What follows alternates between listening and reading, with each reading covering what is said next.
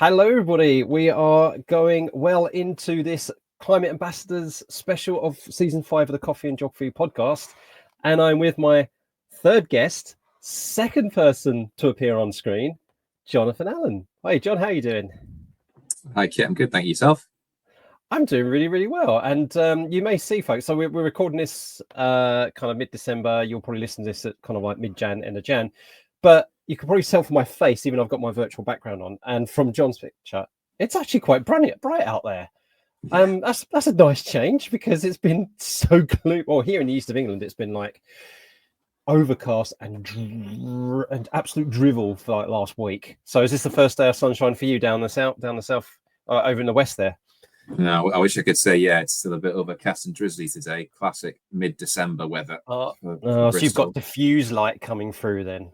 Okay. Yeah, exactly. Yeah. No danger of being bright sunshine at my window today. That's a shame. Yeah, so it's the first time I've actually got any power out of my solar panels for about a week. So I'm kind of rejoicing of like I can actually use things zero carbon today, including running this podcast chat. So which is amazing. Grow Green podcast today, folks, zero carbon. So I'm going to introduce John to you. So John is an engineering consultant working in the nuclear power generation industry. He leads a team of scientists and engineers who solve complex problems faced by their clients. They focus on demonstrating that nuclear power stations are safe to operate and therefore can produce carbon-free electricity to help the UK in its journey towards net zero 2050. And there's some really cool facts. I'm going to give you a fact. I want you to confirm it for me. And if you want to add any extra to it, it's great. But when I was doing research, I was very, very lucky to write the National Geographic Kids book, Everything Sustainable Energy. And of course, I had a sped on nuclear power. And one of the factoids I put in there was that per unit of energy, kilowatt hour, whatever measure you want to use, nuclear power is actually the safest form of generating energy. So was I right in that? Yeah, I think so. It depends how you measure safe, I guess. This is true.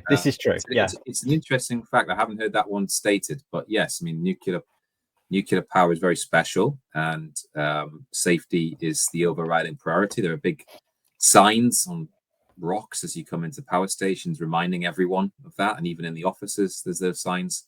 And my role as a safety engineer, and the people in my team similarly, our job is to demonstrate, justify, or say what work is needed otherwise to make sure the power stations stay safe so they can keep generating carbon-free electricity, which is obviously very, very important in the fight against climate change. Absolutely. And we know, I, as an ex-geography teacher and a climate science communicator and a trans person, I am no stranger to controversial issues. And I think we can add in that basket of what is controversial issues in the public psyche. And one of them is nuclear power. And you are probably no stranger to that yourself. So we'll probably get into that a bit later about what people feel. And of course there'll be people listening to this. Most people listening to this are educators themselves. They're open. They want to learn about the facts and they want to pass on those and offer those up to their students and people. They learn it through critical thinking and geographical reason, stuff like that. So we're probably not here to kind of like convince the 100% naysayers, but what we are here to do is to provide some more fuel for critical thinking and for people to figure out why you do the work that you do and why you feel it's so important. So we'll come back to that most certainly later. So before we get on to talking shop, so wish, traditionally for the Coffee and Geography podcast, we talk about our brews. So do you have a brew with you, or if you don't, if you go into a coffee shop, what do you usually order? Ooh, two different answers really. I have a cup of peppermint tea. I like a cup of peppermint tea when I'm working. I find it quite lovely relaxing. Bicycle mug as well. I like that. Yeah, that reminds me to get outside and do some exercise when I'm on the computer. If I'm in a coffee shop, I like a flat white. I'm not a huge coffee drinker. At least I didn't used to be, and then went on holiday to New Zealand a long time ago and had a flat white and like that a lot. So yeah, if I'm going to a coffee shop, and I can't get that at home.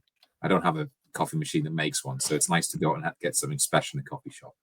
But at home, a peppermint tea bag is good enough for me. Yeah. So Meryl, my guest before you, said like, yeah, I do like a cup of tea or coffee, but now it's the ginger and lemon, just like this time time of day. And so more and more people now that I speak to on this podcast, whether it's, plenty of people have said like your classic tea, your classic coffee or whatever, but more and more people are going for those fruity infusions or those herbal infusions. And that's good, because one of the things we discussed last episode was actually it is one way of kind of like reconnecting back to kind of natural roots is going for these kind of like more traditional natural kind of flavorings, and some people I've spoken to have actually go out and forage and make teas themselves, and I just think that's something that we should going back would be reconnect to our roots through tea. I think that's probably a good way to do it in a British manner, isn't it? Yeah, I never thought about doing that. I because of my ADHD I come up with such random thoughts, John. You're gonna have to put up with it for the next half hour, I'm afraid. So and then so you're over there on the western side of England in Bristol. So question I'd like to ask is in terms of where you're located now and kind of like the history of where you've been, where you've lived, where you visited. So what makes John today? So are you a Bristol? Are you out there West Coast Bristol through and through? Does your identity ooze Bristol, or have you come there later in life? Is there anything that you've brought with you from another location to make the person who you are? It's a big question. You can start and take this however you want. So what makes John in terms of where you live or where you've lived? I'm not Bristol through and through. I only moved to Bristol getting on 12 years ago, which was for my work. So I'm born and bred near Newcastle. You probably can't tell it anymore because I lost the accent very quickly when I moved down for university in Durham. So I was in the northeast my first sort of 25 years, and then moved to London briefly, and moved across to Bristol to work for my current company, Frazer-Nash Consultancy. And coming from the northeast, very engineering centric part of the country, certainly in days gone by, and really inspired me to have a career in this area. And when I was looking at what I wanted to do something that had that climate element connected to it. And I've always liked flying. That's what really got me into engineering. So I came across to Bristol thinking I could work in aerospace for solve problems there, try to reduce the carbon footprint of aeroplanes, which you can't really do in the northeast. There isn't the same amount of work there as there is in the southwest. So that's what moved me down here. And I did that for a bit. My first job, my first project, I should say, when I was with Frazer-Nash was working on a project with Airbus, making sure that it wasn't to do with the climate change, actually, but it was a very efficient aeroplane that they were designing, their newest passenger jet. And I was doing some work making sure that if a bird hit the leading edge of the wing, that the wing would be okay. Because there are birds in the sky, there are airplanes in the sky, we need to coexist. And occasionally an airplane might hit one, and it's called bird strike.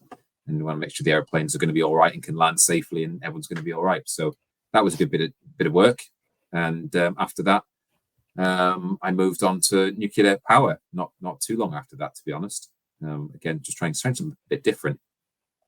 And I've been doing that for 11, 12 years now. And that feels very southwestern. There's a lot of expertise in this area across the country, but the southwest in particular. And it feels like that's an part of the identity of this area of the country, not, of course, helped massively by the Hinkley Point project down the road. Right. Biggest building site in all of Europe.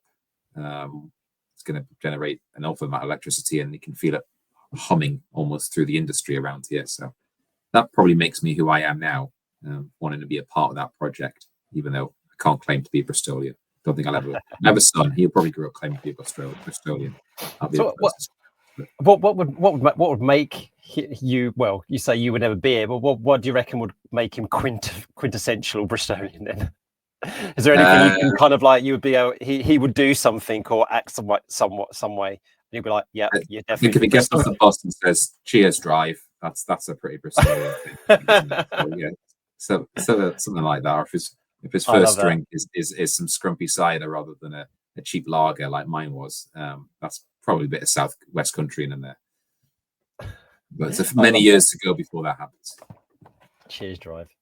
Yeah, actually, that kind of snuck its way over here. Like when I was growing up in like South Essex, North London, my dad used to say that a fair bit. He's Cockney, So I don't know Right. whether, and he had a little bit of stint driving lorries for his mate. So I don't know whether whether it's like a lorry speak or something like that, you know, or bus driver speak. But I Yeah, don't know much didn't have about in the northeast. I only noticed it when I All came right. here. Maybe it's not Bristol thing. I don't know. It is for me Right. though. That's why I associate it with you.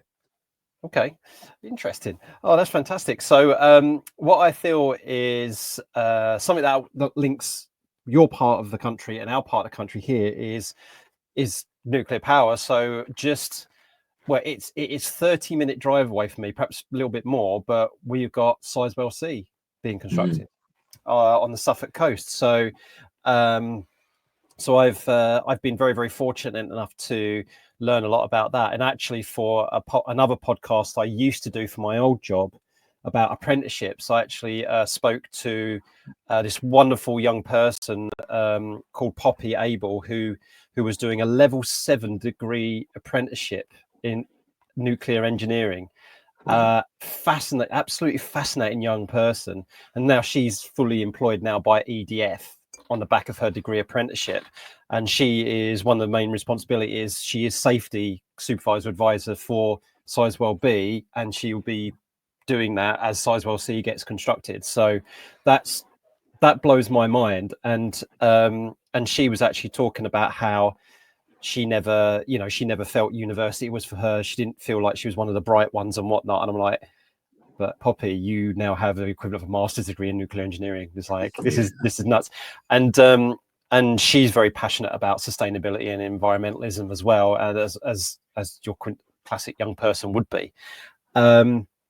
So from the point of view of let's do this then. Let's address the elephant in the room, the red herring. So what I'm going to do this in a bit of fun way, because I like to play with the fact we can do things visually. So I'm going to add I'm still getting used to this, folks, so if we suddenly drop off, right, okay, so what I'm going to do, I've done nuclear power newspaper cartoon, right? Just a Google image search. So you, as you can guess, the way that the Google algorithm works is that it's going to give us your stereotypical things, right? Pretty much everything I think John has come across before, right? So what we'll do, we'll choose a few of these and we'll just have a bit of fun with them, because actually a lot of people listening are educators, some of them are teachers, and they do like to use these kind of things as stimulus for discussion.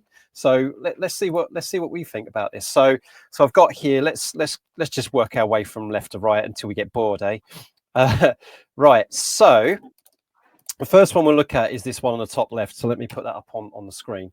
So then describing it for the podcast folks, we've got it's black and white sketched image. There is a cooling tower that is like busting at the seams, patched up. There's the nuclear radioactive symbol on it. There's a Band-Aid plaster on it. And there's two people next to it, one in a suit, another person with a flower on their jumper saying, shouldn't we get out of nuclear power before the nuclear power gets out? Right. So then, John, what do you think about this one then? Is this what kind of message does this give, and like in what way do you recognize it, and what would you comment about it? Oh, it doesn't give me a good feeling, that one, to be honest. It doesn't, does it? I mean, it's sort of everything that's opposite of how nuclear power stations work. I mean, this idea of this cooling tower with cracks in it and patches and things bursting at the seams is not ridiculous at all how we do how we build power stations, how we operate them.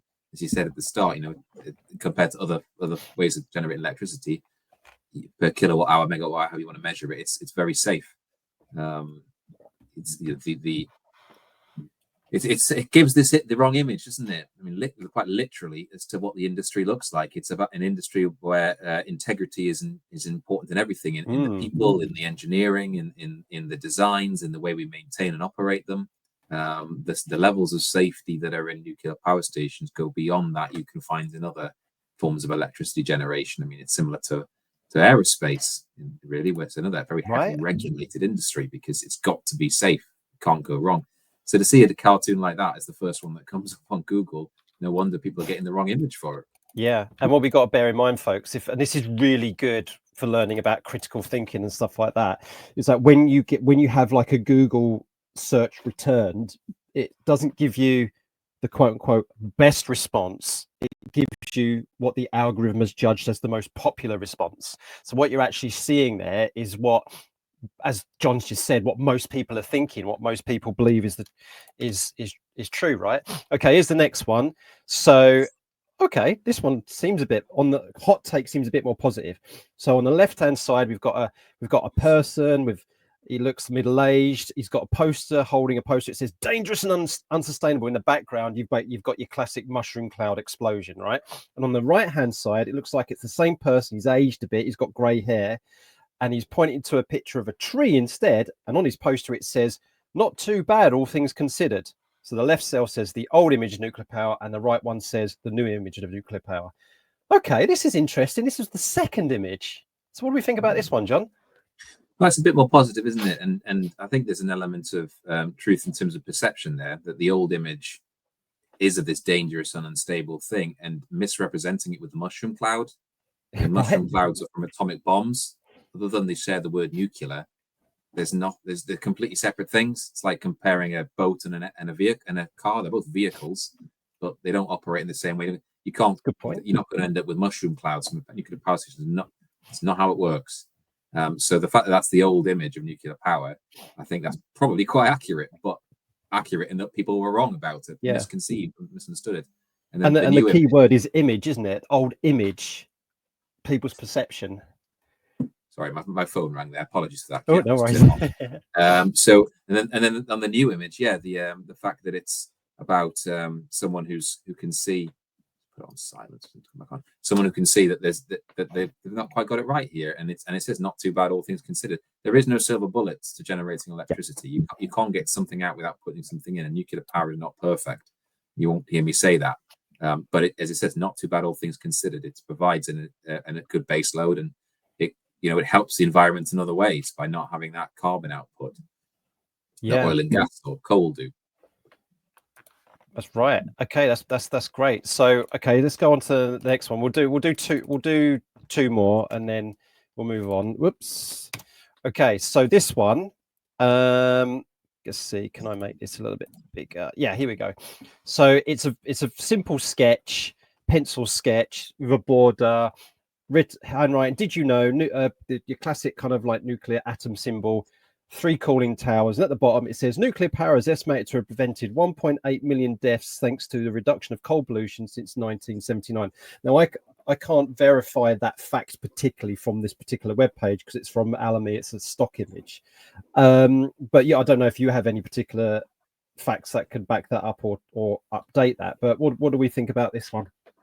Well, I think likewise, I can't verify the number, but I think what the key message is here is that by using nuclear power, we are reducing the need to burn fossil fuels. We're reducing the pollution, therefore, that we're producing from fossil fuels, and substantially so. And so while nuclear power has its drawbacks, like I said, everything has some. The big plus compared to coal and oil and gas is you haven't got all this smog coming out, all this smoke, all this pollution that people are breathing in. And getting sick and making the planet sick. So absolutely, since nuclear power stations first started operating commercially back in the 1950s, they have been reducing gradually the reliance on fossil fuels. And now in the UK, of course, we don't burn any coal to generate electricity for the first time since the Industrial Revolution, which is fantastic. Right. That's amazing, isn't it? And it's like. And actually, I think we'll have a look at that in a minute. Actually, I think that's really, really good. I can't open this one. It won't let me open this one, but it's got nuclear waste. Let's talk about this. Nuclear waste is always a big issue in terms of what people fear about nuclear. And of course, as you said, there's nothing perfect here, and we do appreciate that nuclear waste is an option, is an issue. So but have you got anything to comment about nuclear waste? So we can't really see this image very well, folks, but basically it's like a guarded entrance, and behind this guarded entrance and this wall, there's like it seems to go on forever and ever and ever, and it says nuclear waste dump, and there's bits dumped into the ground, so it looks like barrels or so. I can't tell. It's a very poor picture, and when I click on it, it doesn't come up with anything. So any kind of general comment about nuclear waste? I mean, one argument is, of course, all non-renewable energy produces waste in some form. So, but what about nuclear waste? Well, yeah, waste is inevitable with as you say, with all forms of energy and forms of manufacturing. We produce, even with renewables, you've still got waste from outdated solar panels and wind turbines, and how do we dispose of those? With nuclear waste, the key thing people are worried about there is radioactivity and contamination, which is true. With nuclear fission, the way we make nuclear power at the moment, there isn't a way to avoid that. What I think people don't really understand about it is it's a tiny percentage of the fuel that goes in ends up as that, what we call high level waste. Most of it is very, very low radiation and with very short half lives, and can be dealt with quite safely. And the other misconception you get from sort of media, films, and things is of leaking waste causing damage to the environment and things like that. When actually the waste from the fuel from the power stations we're using right now is all solid pellets, Right. like food pellets you'd give to pets, sort of thing. And it can be stored very safely in casks that are made of concrete and steel, very thick casks. And there are storage places where we can stick them in pools or in large warehouses and monitor them. And the risk of a leak to the environment that you might see in the media is negligible. It's the risk is very well managed.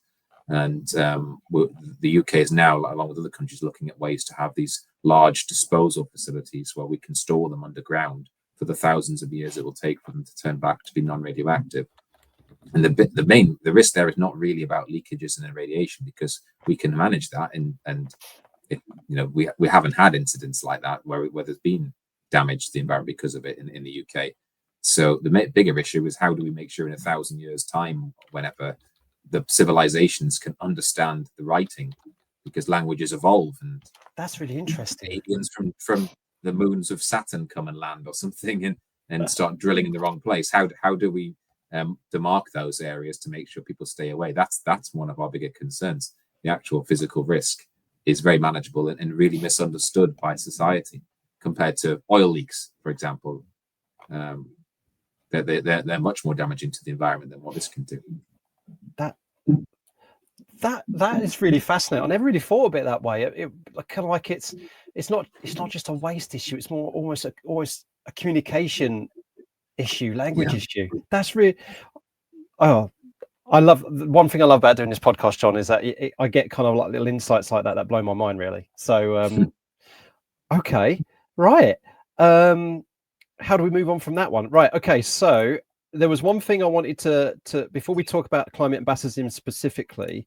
There was one particular thing I wanted to talk to you about, because it's really, really fantastic tool that people interested in this kind of stuff can use. And that is looking at what the national grid and the energy in the grid is actually doing right now. So there's many tools you can use to do this, folks. But one of the ones I'm going to show you is this one here. This is from a data coder who is really, really fantastic. And what she's done is she's put together kind of like a dashboard using live data from the national grid. So at the moment, for example, so what I'm showing here on the national grid at the moment, it's around about 1 p.m. today. So today is we're recording this on the 16th of December 2024. It's telling us that currently, let's see, the market traded price at the moment, the energy we're producing is £74 per megawatt hour. We're producing 75 grams of megawatt hour, and it's given us that we at the moment our demand is our demand is 40.8, and we've got most of that we're generating, but we're getting some of that imported. So, and then we've got a lovely graph to say. So at the moment, John, we've got 10.7% of the energy being produced for our current demand is coming from nuclear. So, and actually the majority, so today we're not doing too bad, 50.6 from wind. We have got a little bit from solar. So there are some sunny parts of the UK at the moment. We've got 4.8 from solar, so it's not too bad in the middle of December, near the winter solstice, and 15.9 gas. So, but nuclear has got quite a substantial part of that, so 10.7. So you were talking about how nuclear is a good option where it comes to base load. Now, I'm very I'm very knowledgeable about why we need that and why we can't solely rely on just wind and just snow. We need something to manage what's called baseload. So explain to us how traditionally fossil fuels have done that in the past, but how nuclear can take over with regards to making it a more sustainable baseload, if you so wish. Yeah. So I mean, first, for those who are not familiar with the concept of baseload, Yes. the country needs electricity 24/7. That there are buildings, facilities that are always needing electricity, even when we're asleep. And we've turned all our domestic things down, whether it's still factories chugging away in construction sites. And one of my particular annoyances is lights on in shops when there's no one in the high street. That really annoys me. But this is what we call the base load, the electricity that we always need. And then there are always going to be fluctuations in demand as people wake up in the morning and everyone turns on the kettle for a cup of tea or coffee. And you can plot the peaks when EastEnders is on and when EastEnders finishes and everyone goes and turns the kettles back on. And this is what we call the variation in the load. With electricity, you need that base load and then you need the variation on top of it. And it's a lot of electricity we need to generate. And one of probably the main drawback we have with the current renewable sources is that they can't generate electricity 24/7. The wind isn't always blowing. The sun isn't always shining. The tide isn't always going up and down. The wind and the waves likewise. And unfortunately, battery storage power to hold that energy that they do generate when the wind's blowing, etc., isn't quite there yet. It's something that people are working on very hard. And I'm very optimistic that we'll find a way to increase that storage capacity, but it's got to increase massively to be able to hold enough electricity to cover those other times. So that's where the non-renewable sources, the non-weather dependent sources, I should say, are used to produce electricity at the other times. So nuclear and the fossil fuels, essentially. And those power stations, the way they work is by generating heat by burning or cooking something effectively, whether it be oil, gas, coal, or uranium in a nuclear reactor, to generate heat that you can then use to turn water into steam to power a turbine. And they don't need the weather to do that. The key thing with fossil fuels is that when you burn the fuel, the coal, oil, the gas, you produce that dirty smoke pollution as part of the burning. Anyone who's lit a campfire can see how you get off your barbecue smoke that comes out of it. That's the pollution that is damaging for the environment on the scale that power stations do it. With a nuclear power station, you don't get any of that byproduct from the uranium. It heats up, it gives up its heat, and it can do it for a certain period of time. And then when it's spent, we take it out and replace it with another one. And it's that spent fuel that is potentially the radioactive waste that we have to store for later on. But it's not giving off any pollution while doing that. It's storing in a nice safe cask. So that's why we need those means to generate electricity. We can't just rely on renewables. Not yet. There has to be a balance. And finding the balance while minimizing emissions is what's key. That's what I tried to do as a nuclear engineer. And I think it was Professor James Lovelock who wrote, Gaia theory and things like that. I think he said he's one of many famous people who's a strong proponent of nuclear energy being a transition fuel towards a renewable future. And I think that's one of the criticisms is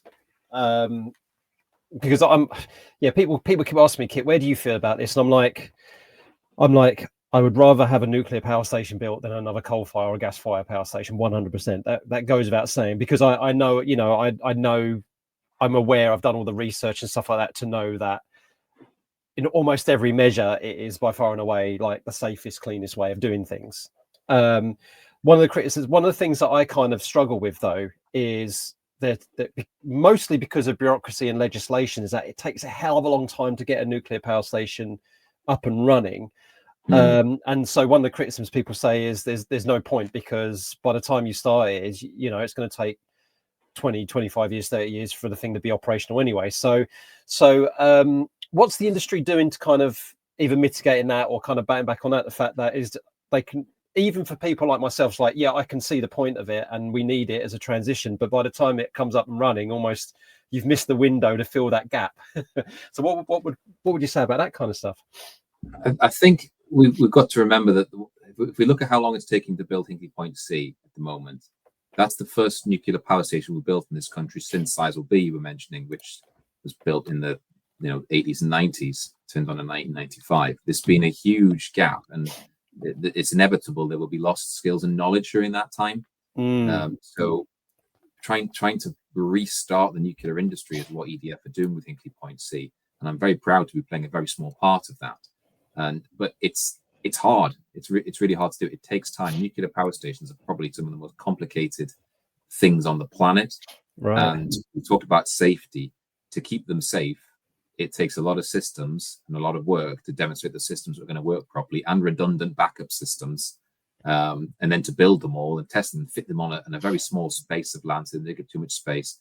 It's very hard work. So I think when we look at how long it's taken to build Hinkley Point C, the hope is that when Sizewell C picks up, which is another power station I've done some work on, a bit more actually, and very excited about, we will learn a lot from Hinkley Point C because we're trying to replicate Hinkley Point C. So that will hopefully save time and cost, because they're also expensive, of course, to get 2 nuclear power stations up. And the more you build into a fleet, the more gains you can make out of it.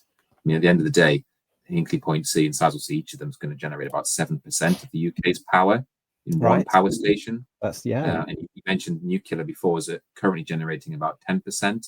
I haven't checked how many reactors are on at the moment, but there's probably about 5 of them, Sizewell B, and the 4 AGRs that are still left, the 2 Heyshams, Torness and Hartlepool. So that's 5 generating 10% of the power, and Sizewell B is probably a large proportion of that. To do 7% with one power station, 7% with another is huge. And the number of wind farms and solar panels you'd have to build to get anywhere near to that would be immense. And the same with the coal power stations. Yes, they take a long time. Yes, they cost a long time to build nuclear power stations, but the energy density is just far superior. I have a slide that I show when I'm a climate ambassador to the schools that talks about that a pellet of uranium the size of a thumbnail can generate the same amount of electrical energy as a whole ton of coal. Or I think it's 17,000 cubic feet of natural gas. I can't even imagine how big that is. I remember Poppy saying something like that as well when I interviewed her. Yeah, it's immense. And in terms of the size you need for a piece of land, a nuclear power station can take if you look at the size of a nuclear power station, you need, I think it's almost 100 times as much land of solar panels to make the same amount of electricity. So again, it's the density you can get in the space. You can generate so much electricity from a very small place, very small amount of fuel. It's taking the time and cost to do that and do it safely is what's key. And I have no doubt once we get nuclear power stations at Hinkley Point C and Sizewell C operational, there'll be huge successes. And then we've also got other designs, new technologies called small modular reactors, which I was about to ask about those actually. So the idea with them is create a nuclear power station, but a bit smaller, and by making it like a modular, it's almost going to be like a production line to be able to produce them quicker and simpler and roll them out to different sites around the country. And they won't produce 7% of the power for the UK, but they'll still produce a lot more than you can with other power sources, with the idea being they'll be quicker and cheaper to do that and more transferable around the country. So yeah, I mean, go back to what I said earlier, there's no silver bullet. There are disadvantages to nuclear, of course there are, but the benefits in terms of the power and the cleanliness of the power outweigh the disadvantages all day long for me. Well, this is it, isn't it? And at the end of the day, we are a technologically energy-hungry civilization, society. If people want that to maintain that, then none of that comes for free in terms of cost to the environment. In an ideal world would be, I mean, I would love it if everything was completely in sync with nature. People say to me, "Oh, you just want to go live like we used to live in caves." I said, "No, that's not what I'm trying to put about. I want to have my cake and eat it. I mean, my house is zero carbon. It's got solar panels. It's got batteries. It's got air source heat pump, etc., etc. But that is quite expensive, and I have to do everything in terms of insulate, reduce my energy needs, and all that kind of stuff as well. And my wife wants to kill me because we need to redo the kitchen because it's quite old and bits of it are falling apart, like our spigot for the fresh water is like falling off and stuff like that. But I'm talking about putting a couple more extra battery modules to the home battery because at this time of year, of course, I do have to pull a little bit in from the grid via Octopus Energy, which is certified renewable. So if we want this lifestyle, folks, we have to say, yeah, we're going to need wind, solar, nuclear, hydro, but anything but fossil fuels, really. You mentioned climate ambassadors, so we've got about 10 minutes, 5-10 minutes left. So tell us a bit about why you became a climate ambassador. You mentioned that you do give talks and kind of like, what for teachers listening and stuff like that, either they get hold of you online or in person in the southwest area. What kind of things do you get up to as a climate ambassador? So I became one to give a little bit back. It's very easy when you're in a career and you're doing well to just, sit and look after yourself and just continue to develop your own career. But at the end of the day, we are well aware in the engineering industry and other STEM subjects, there's a huge skill shortage. We don't have enough people to build all these nuclear power stations, solar panels, wind turbines, and the rest of them. We don't have enough people to build all the houses, we were saying in the news recently. Right. So anything we can do as existing STEM professionals to inspire the next generation, and then hopefully the generation after that, and keep going, will help boost the country as a whole. So I wanted to get back in and give a bit back. And I also was a bit, we talked on earlier, the misconceptions you have of nuclear power. I wanted to make sure that I could do something to try and correct those, particularly in the Southwest, where it's such a key thing with a lot of people work in 3DF, a lot of people work at Hinkley Point C. One of the best things I found is being pleasantly surprised about how well informed children are, even in Key Stage 1, about climate change, about the dangers of fossil fuels, not holding those misconceptions about nuclear power. To be honest, I found that more in higher level secondary school. Sixth form students might have those views, maybe from looking back at more historical sources of information than the teachers are providing in the earlier years. And it's really good. So I like going in there. I talk a bit about what I do as a career. I prefer to go in classrooms, but I do virtual events as well. But the great thing about being in the classroom is I can then bring a demonstration out. So I've been doing this. I do this demo where the children get to build a renewable power, a house based on renewable energy. Basically, they build a house. They put some lights in it. They build a wind turbine, and then they get to try and blow it. And when they've tried really, really hard, I then give them the hairdryer, because you need to really spin it to get the LED to light up. But some of them can still blow it hard enough. They do pretty well.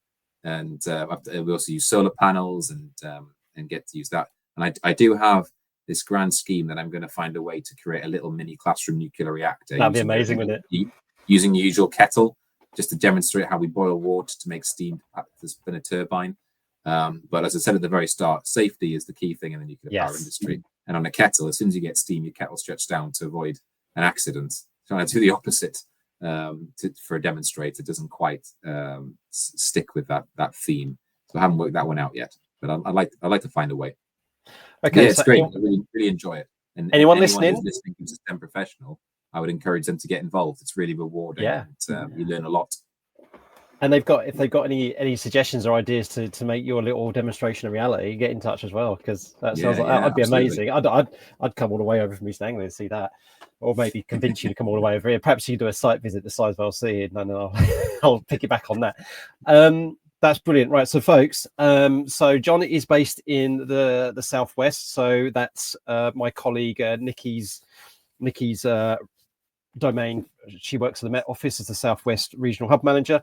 So I'll put in the notes ways that you can get hold of John on that. If you've got a STEM learning platform, educators account, then you can put out a request and for someone like John to kind of do something like this. But yeah, and also for your climate action plans, schools, this is perfect for your climate education and green careers part of your climate action plan, right? So getting someone like John in to come and do this kind of stuff really ticks these boxes. And as he just said, it sounds like the younger kids are already attached to this already, and dealing with misconceptions is really important when it comes to climate action, because it's what holds us back. I mean, you think about what climate denial has caused delay so far, and how many lives have been lost, and how many bits of global temperature was increased because of misconception and denial. So getting people in like John to kind of do this kind of work into your school education settings is so important. So please make sure you do that.